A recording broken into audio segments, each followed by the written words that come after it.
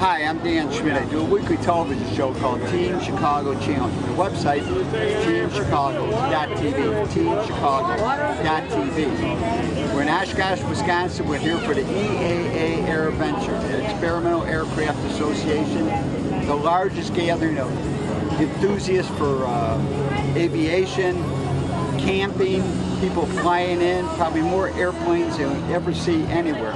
Some of the fighter planes. I'll tell you, during World War II, America proved beyond a shadow of a doubt. They built thousands and thousands of planes. They trained thousands and thousands of pilots, and that's why we won. America was great back then, and America is great right now. So the next 10-12 minutes, I'm going to show you a little bit what takes place right here. We'll look at some of the vintage warbirds, which I love, and we'll see some and meet some great people right here at AirVenture, EAA AirVenture in Oshkosh, Wisconsin. Don't forget my website, teamchicago.tv. As we enter the EAA AirVenture in Oshkosh, Wisconsin, off of Highway 41, the EAA is the Experimental Aircraft Association. The purpose of the EAA is to protect the rights of American citizens to own, to fly, and to build their own aircraft. 2018, over 601,000 people will visit the EAA over the next 7 days. As we see the workshop area, over 1,500 workshops, forums, and presentations were presented in 2018, and over 75,000 people participated in these forums and workshops. We're looking at some of the action in this fabric workshop. The people are going to build their own aircraft. The EAA holds presentation and workshops to help the home builder. One of the founding principles of the EAA is that Americans have the right to build their own aircraft. In 2018, 1,160 home-built aircraft flew to the EAA AirVenture. If you are interested in owning, flying, and building your own aircraft, the EAA is the organization for you. And now we're going to look at some of the fighter aircraft from World War II. As you look at this Corsair, it is not in the normal dark blue colors of the United States Navy. The gray Corsair was quite an eye-catcher. There was 3 Corsairs in this area called Fighter Town. John O'Connor, who owns the gray Corsair, says it's a late model Corsair built in the 1950s. The United States Marine Corps ground attack AU-1 model were painted gray with the white bottom. John has painted this aircraft to resemble the AU-1 that would have been flown by Jack Bolt, who was an ace in both World War II and the Korean conflict. As we could see from some of the signage, John Bolt shot down 6 Japanese Zeros flying a Corsair during World War II. In Korea, he shot down 6 MiG-15s in MiG Alley in North Korea, flying with the United States Air Force and flying a F-86 Saberjet. I was honored to be able to talk to John O'Connor, the owner and pilot. After the French used it and abused it, they gave it back to the Marines. The Marines took it and put it in Marines colors. but they really wanted an FG-1D. So they traded for a FG-1D, and then this aircraft ended up being flown in the TV show, Bow Bow Black Sheep.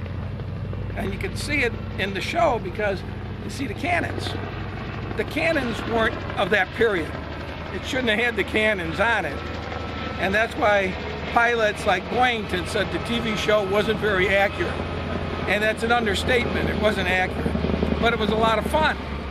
So this was an original Black Sheep Squadron TV Corsair and an original French Corsair. Then it became an original Canadian Air Show Corsair, and now we've made it an AU1, last of the Corsairs, because it's 99% AU1, and it's about 1% French, and they've got a couple of French oddities on it, like it's got armrests. Nobody had armrests but the French. It's got leg rests that turn into rudders, typical French thing.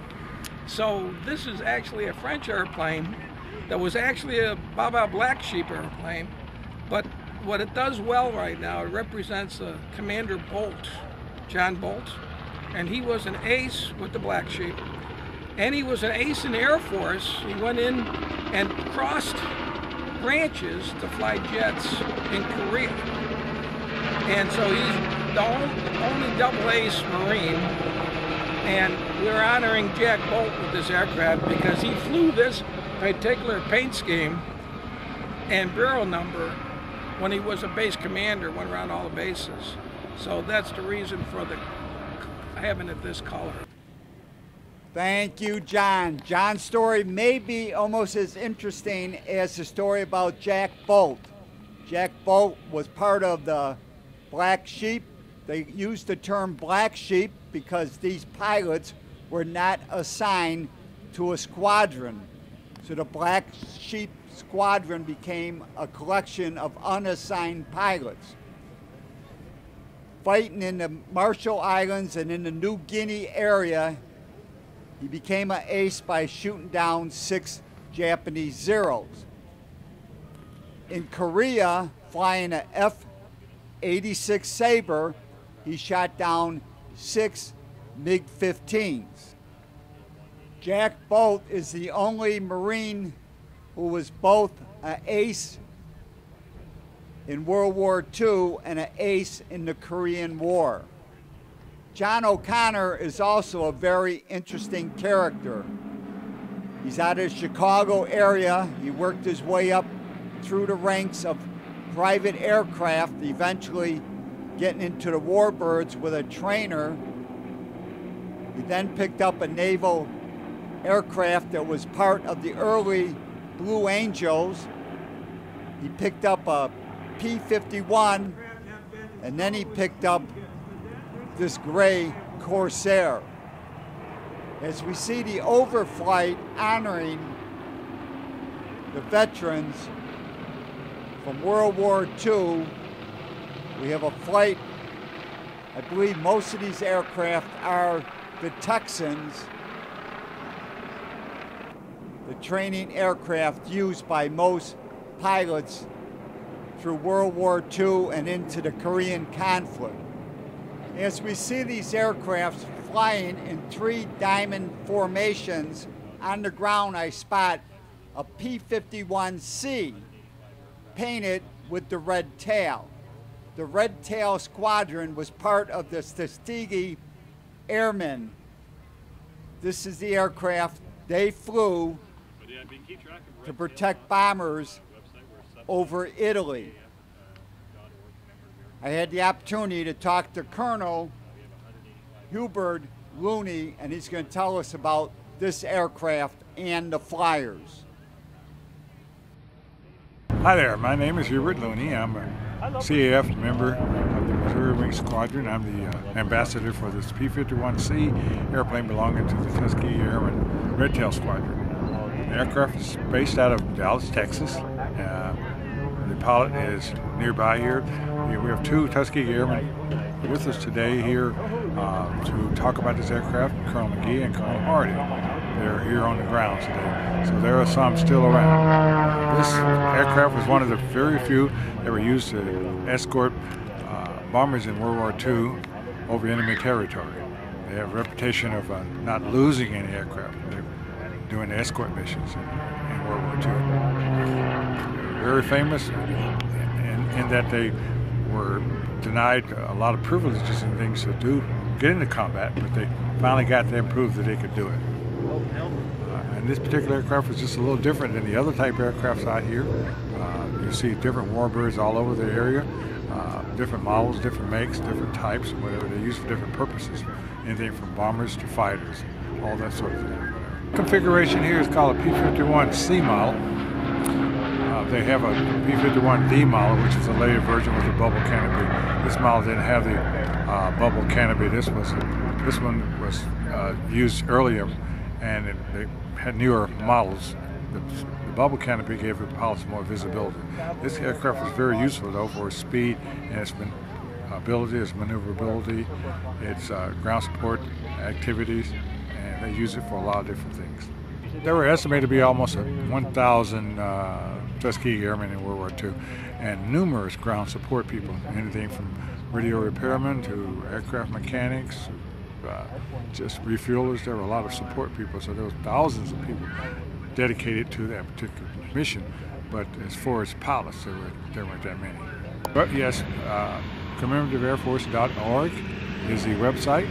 This aircraft is based out of Dallas. It's flown all over the country. Where there are a bunch of volunteers that maintain these aircraft for World War II historical purposes. Thank you, Colonel. The Tuskegee Airmen were the first African-American military aviators in the United States Armed Forces. As we look at this P-51C, you will notice that the cockpit looks similar to the cockpit on the P-40 that we are now looking at now, the Cutiss P-40s. Now the Tuskegee Airmen also flew P-40s, they flew P-39s, P-47s, and then the distinctive P-51s with the red tail. This P-51C here, you can see it does not have the bubble canopy. This Old Crow looks sort of like the P-40s, the Flying Tigers. This red tail P-51 also looks similar to the P-40 Flying Tiger. As you look at this group of P-51Ds, you will notice they do have the bubble canopy, which gives better rear visibility. I really don't know if the performance is improved any depending on the canopy, but most of these aircraft built in the USA use the Packard-built Merlin V12 engine. Those engines were built in Warren, Ohio. But you will notice on the P-51s they have an air scoop under the wing. And now we're looking at a real classic aircraft. 100 years old, this is a Cutiss Jenny. Glenn Curtiss designed this aircraft and it was known as the JN4. First it came with a V8 powered aircraft. This one has a V12 Lincoln engine in it. The bi-wing, it is a good size aircraft, and you can see it has a machine gun facing forward to shoot through the propeller and a machine gun in the back for protection. I had the chance to talk to the pilot, Dorian Walker.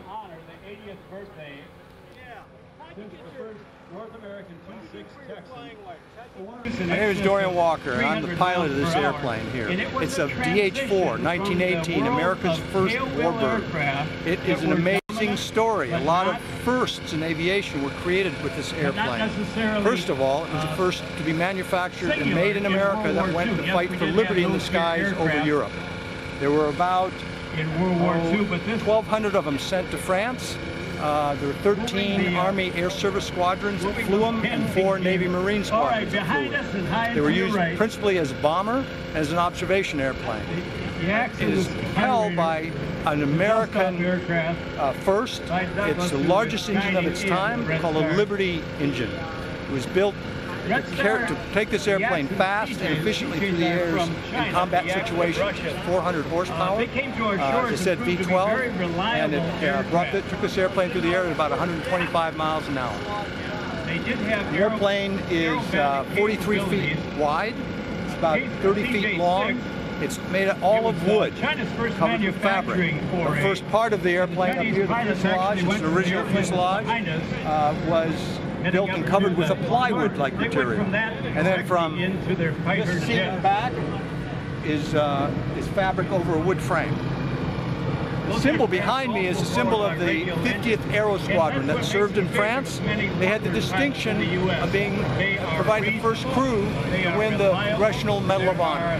2 of their pilots flew number 6, this airplane here, over Germany, not over Germany, but over France, looking for the lost battalion. Guess what? They found them. When they found them, the Germans found this airplane. So they shot these guys down, and unfortunately they died. But the valor and courage they showed serves as an example of all the best that America can provide. Thank you, Dorian. A total of 8,168 Jennies were delivered, including 1,260 that were built in Canada.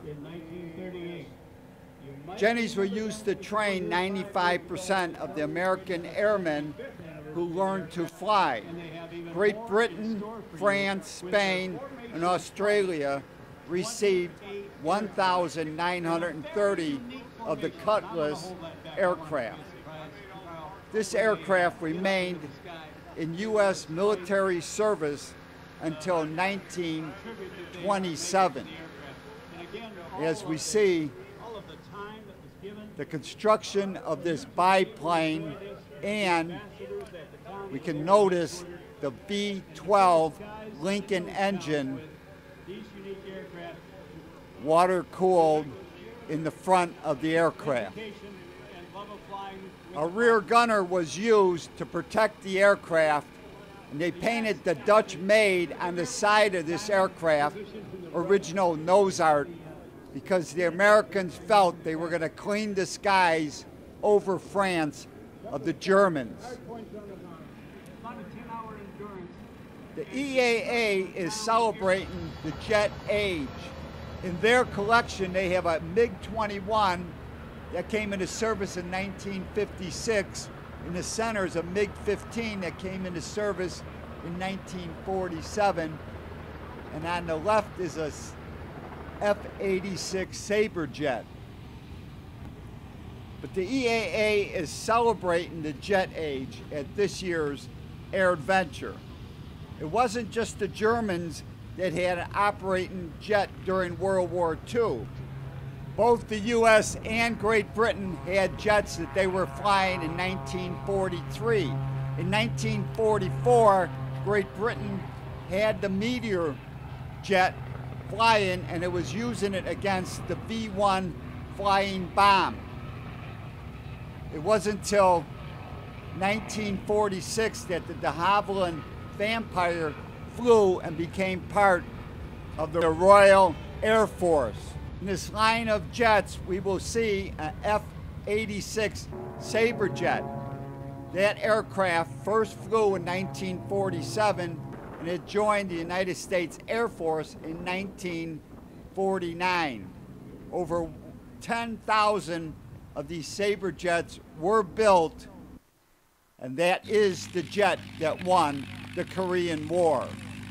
As we spot this P-51D taxiing in Fighter Town, that is one of the great things about coming to the EAA AirVenture. you have the opportunity to touch, to feel, and to hear some of these great warbirds from World War II. For more information on the Experimental Aircraft Association, it's EAA.org, AirVenture.org. Make plans to join us in 2019, July 22nd through 28th. Get a hold of me. My email is teamdan45@gmail.com. Don't forget teamchicago.tv. It has been great fun in Oshkosh.